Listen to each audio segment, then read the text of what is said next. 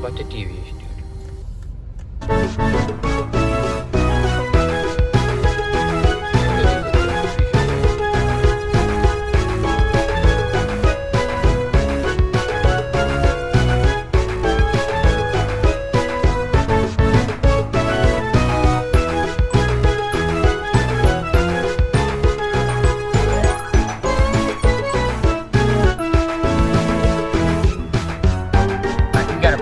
Yo, LNN. We got a crane that I have a model on. We got celerators. I'm not the biggest one.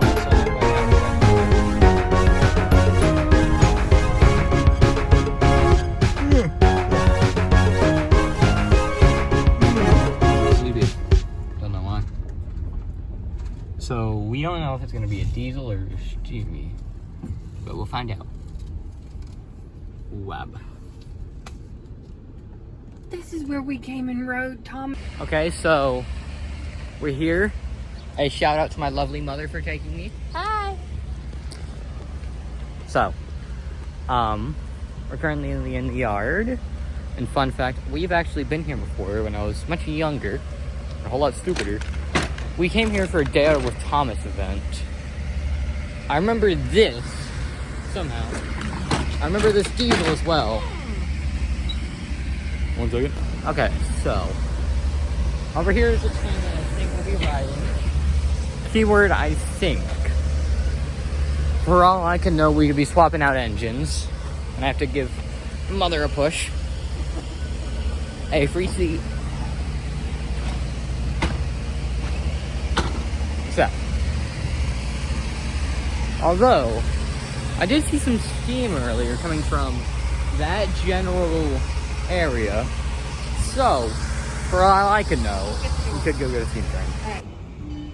Actually, if you guys want, it's going to go that way, but then it's going to come back down this way. If you want to go over and take videos, you're more than welcome. Oh, yeah. That one sec.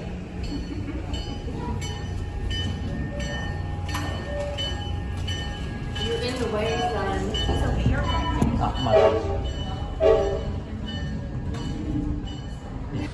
Alright, everybody, so, outside, yay. Alright. For anybody who's wondering, touching grass. So, I'm probably wondering why I'm stepping out here. Yeah, there's a train. And I'm just gonna sit there, yeah,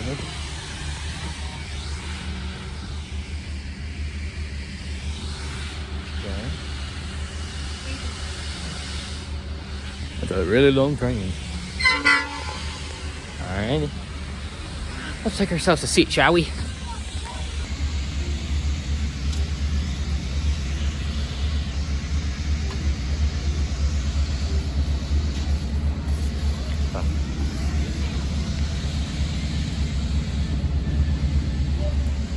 Yo. That.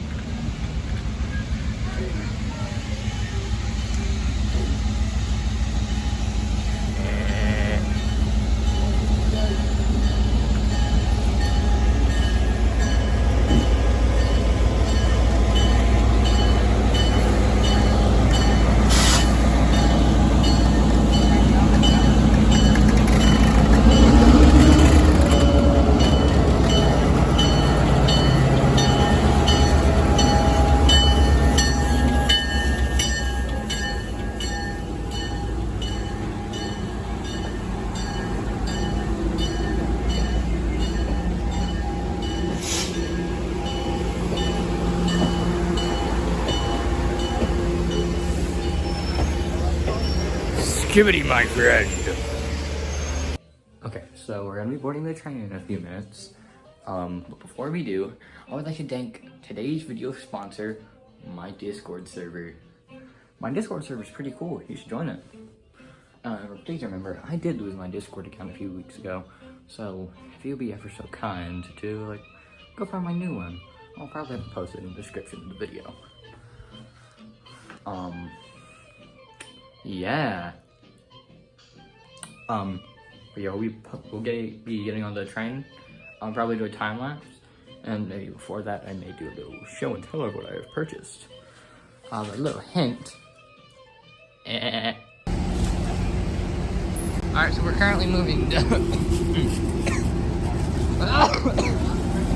Jesus Christ Almighty. We are currently moving to get onto the train as we speak. Our engine's going to be this delightful little blue engine. Kind of like a certain tank engine I know. Alright. I'll get recording for a minute, but then I'll be right back. Okay, so we're on the train now. We have a window seat, as you can see. Train hasn't started moving yet, but little flex that I now have. I own this bench. You know, if you ask me, that's pretty cool. Also, thanks for my microphone. Well, you can't say thanks to her. A few other things. Have these stickers. Dutch challenge coin. A few pins. Pretty wicked red shirt. I'll show you that one later. Yeah, accordion.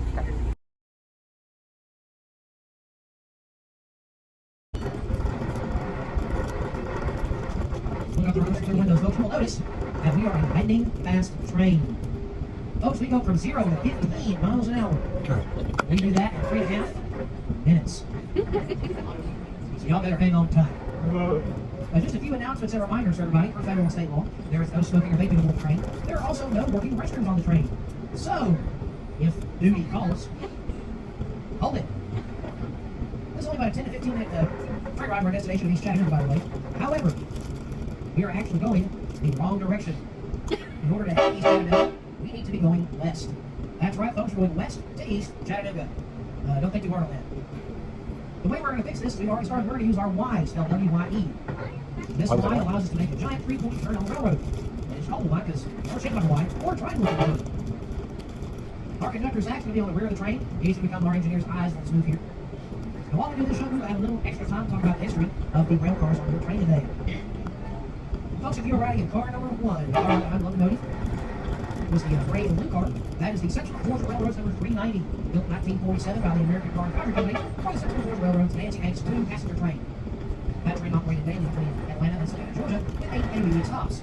There is a schedule posted for that train in the wall, which should be on the back end of the car. You'll be able to see the times on there. You might be wondering, though, who is Nancy Hanks? Nancy Hanks was the name of Abraham Lincoln's mother, but the train was actually named after Nancy Hanks, too.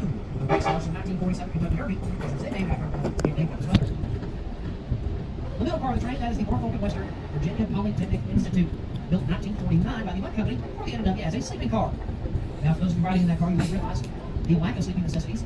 One such those named beds. In the 1960s, the Pennsylvania Railroad acquired all of the former Norfolk sleeping cars and converted them to high-capacity commuter passenger cars. They did that for transport to the 1965 New York World's Fair. Although the exterior of the cars were repainted as delivered, the interior is that of how it was done by the Pennsylvania Railroad. Alright, folks, sounds like our engineer's got a green light. Switched off our mover to proceed westward, East Chattanooga. Just as a reminder, ushers, you best do this. One, your ticket does include admission into our exhibit hall. It is closed. They close at 5 o'clock. Why am I telling you this? Well, you can come back tomorrow if you want. All trains we offer includes admission to the exhibit hall. So if you guys would like to, you can come back tomorrow. Want to make more? Also, be sure to check out our display yard. We have several pieces of equipment on display for you guys to view. One such piece of equipment I'll call out is that large gray and blue diesel locomotive, the Tennessee Valley Authority 3060. That locomotive was built in 1958 by the Fairbanks Morse Company as what's called a baby trainmaster, known as H1666. In the 1940s, the Fairbanks Morse Company was more known for building diesel engines for submarines. So they wanted to get into the railroad business. So they decided to call the trainmaster. The 3060 is a little smaller than one, that's why it's called a baby trainmaster. In the queue. It operated for one operator, the Tennessee Valley Authority in Gallatin, Tennessee, where we received solid coal for a power plant there. They would operate there in Gallatin until the 1990s, late 1990s, when they would retire the engine, and they did that because they were no longer receiving coal by rail. In 2021, TVA donated that locomotive to us. As of this year, there are only 3 surviving trainmaster locomotives left in the entire world. 2 in Canada, 1 right here in Chattanooga, Tennessee, folks.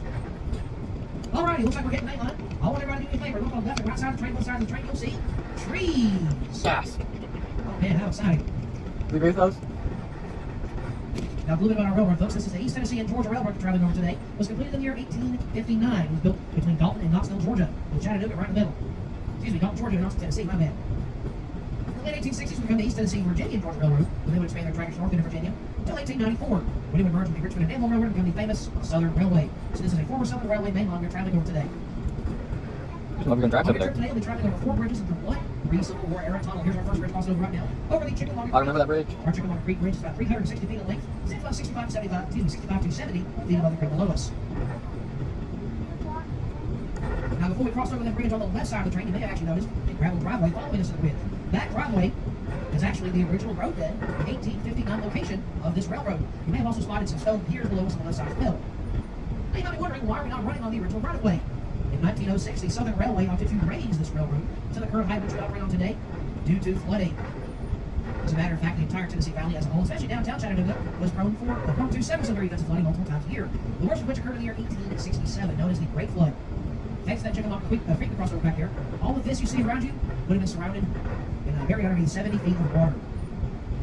And as many people know, steam locomotives do not operate well on water. They do a really cool thing called explode. We just crossed over our second bridge over the Western and Atlantic Railroad, which is also known by its simple abbreviation, the W&A. Now, folks, if it's any indication as to how southern I am, let me tell you this. It is not W, it's W. W. And that is spelled D-U-B-Y-A. Amen. That line was actually highly contested over by the state of Tennessee Yes, sir. because it is actually owned by the state of Georgia. And that means, folks, that is Georgia state property down there with the W&A crossing over the road on the right side of the train. Wait a second. Georgia state property in the state of Tennessee. How is that possible?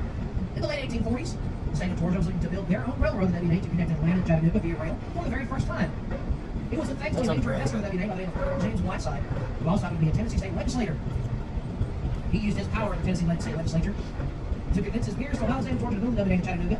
It was the very first railroad to reach the city of Chattanooga. It was the very first state-owned railroad in the United States, and it is still owned and operated, owned by the state of Georgia, but it was leased to CSX Transportation, who began that lease agreement in the 1980s. The state of Georgia stopped operating that railroad on their own in the 1890s when they began to lease it to the National Chattanooga and St. Louis Railway. In 1957, it became part of the Louisville National Railroad. There were a couple more mergers yet, and it became part of CSX. And CSX now dispatches that line out of their headquarters in Jacksonville, Florida.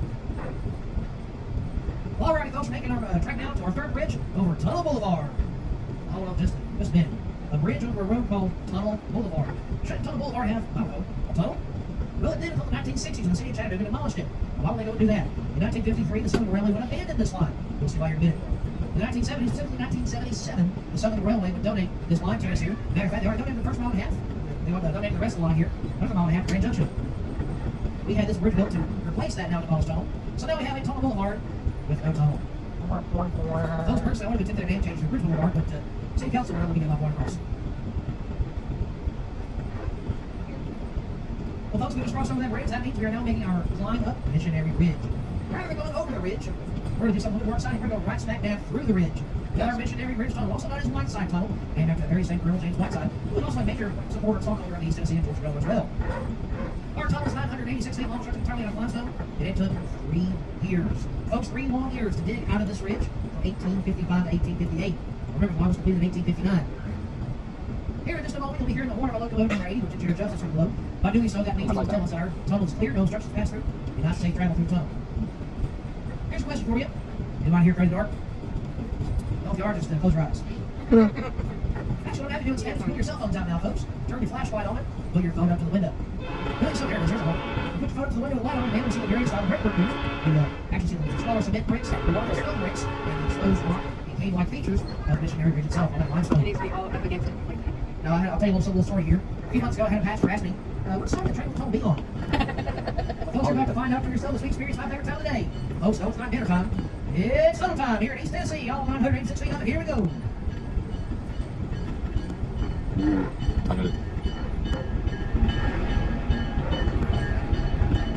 No, we're pretty up against the window top. Your change. You do? This is brick. More stonish. Brick. Brick. Brick. Stony. Now it's stonish again. Now it's cinder blocks. No, that's stone. Where's the top? Limestone.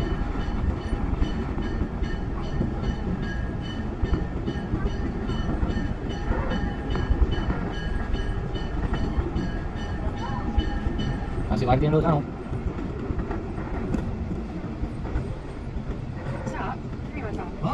spoke over the west side of Missionary Ridge.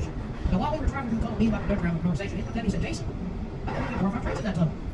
And I looked at him and I said, what do you mean? But 10 inches is fair? He's like, absolutely.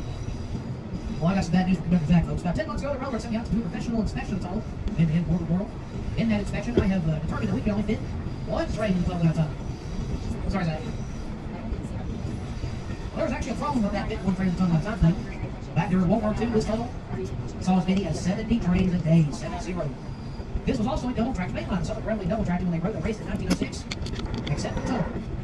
That meant that as we are a westbound train to Ferrari on this railroad, all other eastbound trains had to stop and wait for clearance. The Southern recognized that bottleneck which they had accidentally created. They opted to bypass this route entirely, and that bypass is now used by their successor, Norfolk Southern Corporation, to this day. That's actually located back at Grand Junction on the second level of tracks we just passed. And we actually passed about 15 minutes ago back at Grand Junction. And that was where you saw that Norfolk Southern freight train sitting right next to us. That was a large bridge we just went over.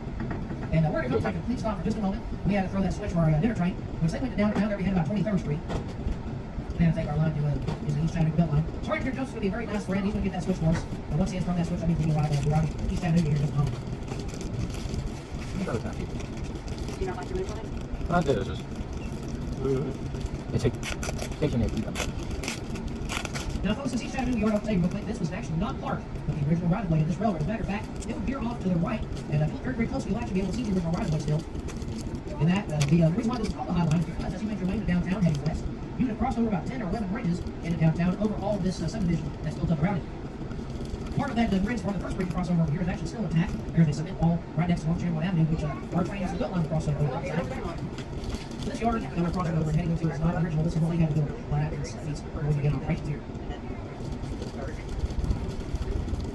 All right, folks, here we go. Now, when we arrive at East Chattanooga, we're going to be inviting you off the train. We're going to take you guys over to the turntable. We'll show you how we spin our locomotive around 180 degrees. And then following that, if you'd like, you can head on to the other end of the train and watch us recouple back in. Here's the garden. Never popular knuckle couplers. Knuckle busters.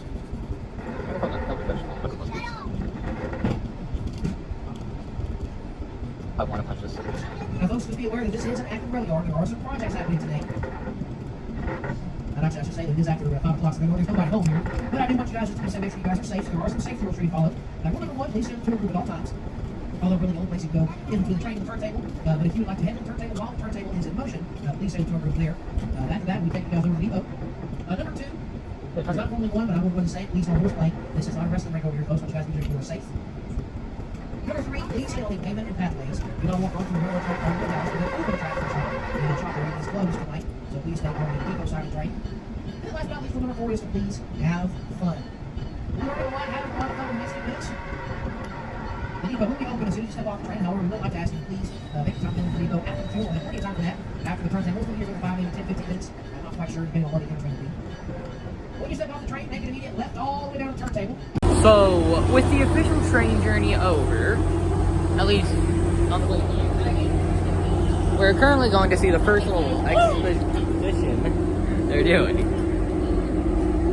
which will be spinning an engine on the turntable. All the way down to the end, all the way down. I'm definitely not going to make a meme out of James spinning, I promise. So, what we have here is a turntable. Honestly, extremely cool. And around, folks, we'll do this the old-fashioned way. Alrighty. We're going to listen to what he's saying.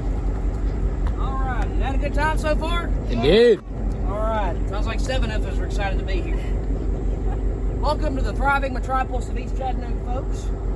I want to ask everybody a question. How many of us here have ever seen a turntable before? 1 person, 2 people, 3 people. Shannon's probably not. So she don't count. Yep. Well, for those of you who did not raise your hand, there it is. Our table was built in 1916 by the American Bridge and Iron Company in Merrimack, Pennsylvania. It's 80 feet long and it weighs 80 tons.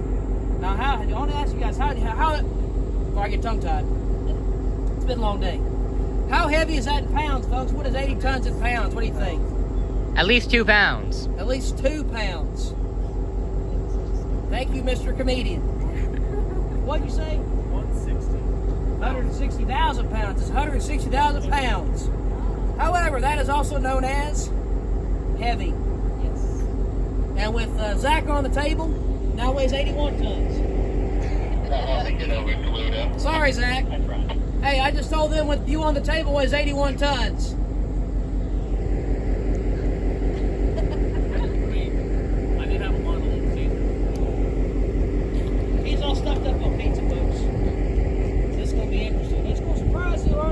table's built as a hand-powered turntable.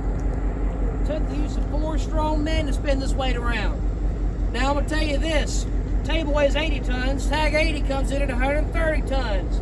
80 plus 130, 210 tons, 420,000 pounds. Being turned by hand. Back in the day though, they weren't running this locomotive, they were running steam engines. If you look over there, see that big old steam locomotive over there? 4501, we run that engine here sometimes on the Missionary Ridge Local. That engine comes in at 215 tons by itself. So we put it on this here table, that's almost 300 tons, 600,000 pounds we're spinning. With that, I need 4 strong volunteers, need 4 strong people to turn this thing around, till the hands fly. All right. Volunteer. You're too young, can't use you. We'll take you there, man. Need 3 more. We'll use you, and you. All right, And guys, volunteers. That way we'll give them a round of applause. Give them a round of applause, folks. Go! I'm just kidding. Say we won. I'm sorry, girl. You wanted to help? You're the only one. She wanted to see me suffer. Want to see you suffer? Hey, man, you're in luck. Here's why I can't use any of you guys. 2 big words. You ready to know what those are? What? Federal law. Those aren't 2 words. Those are not the 2 words, though. It's actually liability insurance. So I wouldn't be... Fair enough, yeah. Federal law. That's the first time I heard that one. That's why I came to you guys behind the yellow line. But that's why I got Zach over there. He's going to be using that 25 horsepower to do what? He's going to push a button with 1 finger. Don't worry about him, though. Standing on that all-steel turntable, electricity won't go through a bad conductor. Nice. That's right, that's right. Go ahead, Zach. Now, I'll tell you about our locomotive here today. This is actually my personal favorite engine in the entire collection. The Tennessee, Alabama, and Georgia Railroad number 80. Built 1968. I'm gonna make a change name. It's a high-hood GP38. Tennessee, Alabama, and Georgia Railroad. Very first GP38 ever built. It's the only GP38 that's had it rode. The tag is also, historically, the only railroad ever headquartered here in Chattanooga, Tennessee. John A. Chambliss. Who the heck is that? John Chambliss was the vice president of the tag.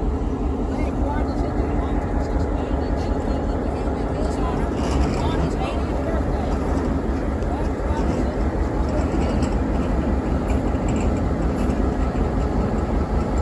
What is a GP38? First of all, there it is. GP stands for general purpose. This is 38 stands for the 38 series.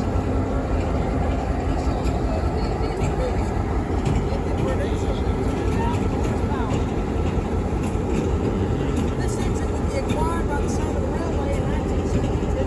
They acquired the entirety of the tagline from Chattanooga. That's my registration. They've got Cranston, Alabama. In 1970, Southern, when it was created in 1982, Southern referred to the Norfolk Western. By the 1990s, late 90s, the Southern decided to power. They were going operations, so they retired it, sold it at auction. People who won at auction was the Chambliss family. They turned around, donated to the Research Museum. We've been using it ever since. There's our engineer Joseph up there, giving a big old wave. He's doing all the hard work running this train today. Hello, Joseph. Hi. Hey.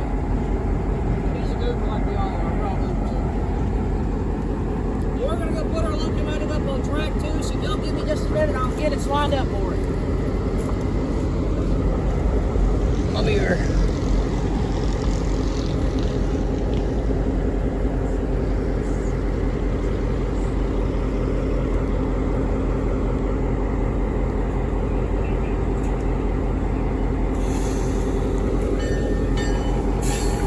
He just had himself a no-hitter. And that means he got lined up first time, first try. There's not a button on there that tells him where to go. We have to manually turn it back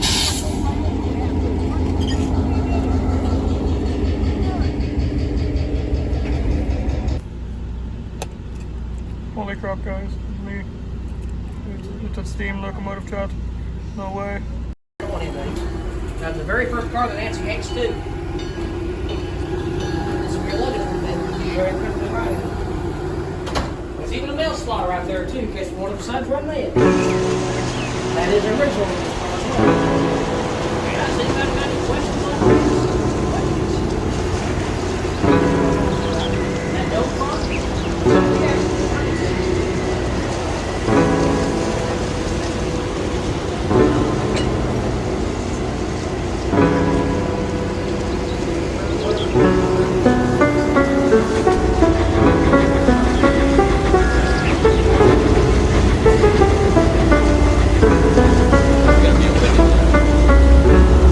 Please focus camera.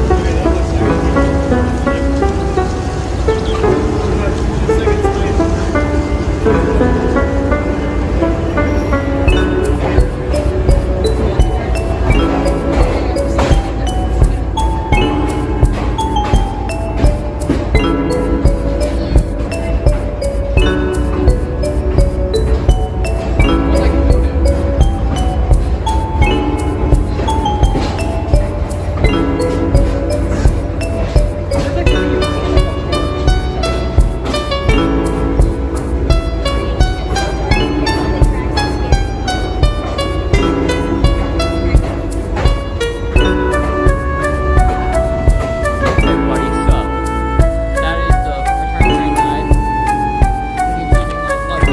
Took me. So, everybody spam in chat. Thank you, mother. But before we wrap up today's vlog, I'm gonna be doing a shumchin. Yeah, I know. Down we go.